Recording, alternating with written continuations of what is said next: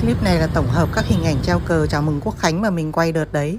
Sắp hết tháng 9 rồi nên mình cho lên, kẻo sang tháng sau mới đăng thì lại thành vô duyên. Thực ra bây giờ cho lên cũng là lạc quẻ lắm rồi đấy. Để nhạc nền thì nhàm nên mình đọc kèm một đoạn mình viết định đăng Facebook, nhưng thấy chưa thoát ý nên không đăng nữa.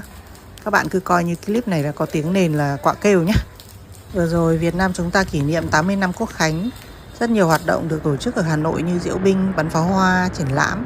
Người dân khắp nơi đổ về tham gia, kéo theo sau là nhiều vấn đề nhỏ nhưng phiền toái, ùn tắc, chặt chém, xả rác, phóng uế, chen lấn tranh giành.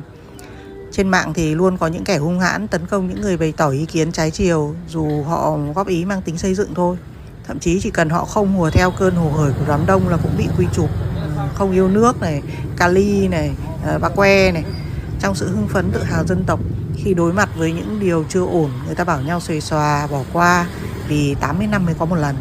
Cái câu 80 năm mới có một lần nghe thì hùng hồn nhưng lại là cái bẫy tâm lý.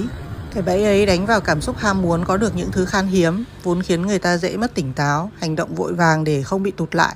Chính là cái tâm lý FOMO đấy, Fear of Missing Out ấy. Sự thật là không ai có thể tham dự tất cả. Đời người hữu hạn, chắc chắn ta sẽ phải bỏ lỡ vô số dịp bao nhiêu năm mới có một lần. Nếu cứ viện cớ cả đời mới có một lần để phớt lờ những lãng phí thiếu sót thì chính những lần kỷ niệm sau cũng sẽ lặp lại y nguyên những bất cập đó. Và đến tận A90 hay A100 vẫn có người phải nhắc câu của Tản Đà, câu thơ của Tản Đà là nước 4.000 năm vẫn trẻ con. Nói đến đây nhớ thời kỷ niệm Hà Nội 1000 năm quá. Cũng cờ đèn kèn trống rình rang, công trình hoành tráng xây dựng cấp tập để chào mừng. Sau đó đến năm 2011-2012 thì lạm phát lên 18%. Thôi, chả nhắc nữa.